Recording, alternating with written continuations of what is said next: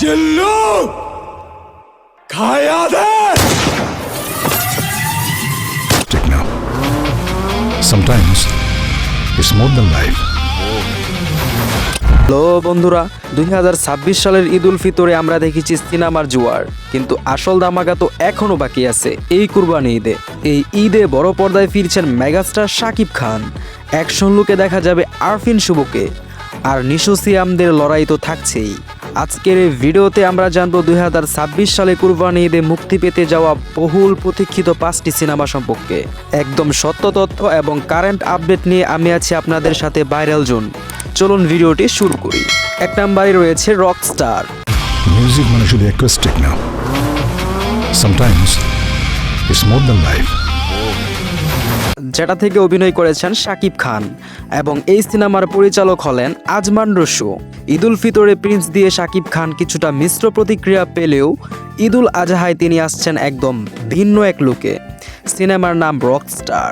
এটি একটি musical action thriller, যেখানে শাকিব খানকে একজন গায়কের পাশাপাশি আন্ডারওয়ার্ল্ডের গ্যাংস্টার হিসেবেও দেখা যেতে পারে। শাকিব খানের নতুন লুক এবং হাই বাজেট মেকিং এর টিজার ইতিমধ্যে ইন্টারনেটে জ্বর তুলেছে। সান মোশন পিকচার্সের প্রযোজনায় এই সিনেমাটি এই ঈদের সবচেয়ে বড় আকর্ষণ। 2 নম্বরে রয়েছে মালিক সিনেমাটি, যেটা থেকে অভিনয় করেছেন আরফিন শুভ। मालिक पैदा नहीं हुए तो क्या बन तो सकते हैं। এবং এই মুভির পরিচালক হলেন সাইফ চন্দন। অনেক প্রতীক্ষার পর অবশেষে ঈদ উল আজহায় মুক্তি পেতে যাচ্ছে মালিক।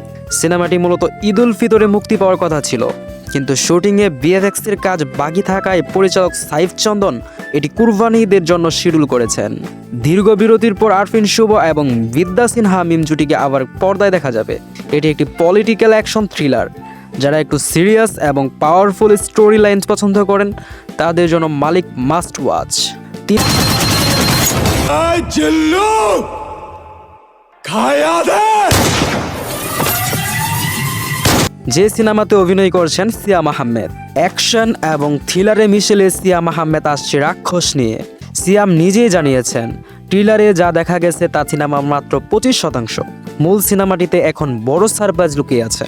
সুস্মিতা সিনহার সাথে সিয়ামের কেমিস্ট্রি এবং ট্রাক থ্রিলার গড়ানোর গল্পটি তরুণ দর্শকদের খুব টানবে। ঈদ উল ফিতরে কিছুটা আলোচনা থাকলেও কুরবানি ঈদে এটি একটি বড় পরিসরে রিলিজ হচ্ছে। 5 নম্বরে রয়েছে বনলতা এক্সপ্রেস। ফ্যামিলি ড্রামা এবং ট্রাভেল ঘুরানোর সিনেমা পছন্দ করলে বনলতা এক্সপ্রেস আপনার জন্য। এই ঈদে শুধু অ্যাকশন নয়, বরং একটি সুন্দর পারিবারিক এবং রোমান্টিক গল্পের জন্য এই সিনেমাটি তালিকায় রাখা হয়েছে। সিনেমার সিনেমাটোগ্রাফিক এবং গানগুলো দর্শকদের মন কাঁপবে বলে ধারণা করা হচ্ছে।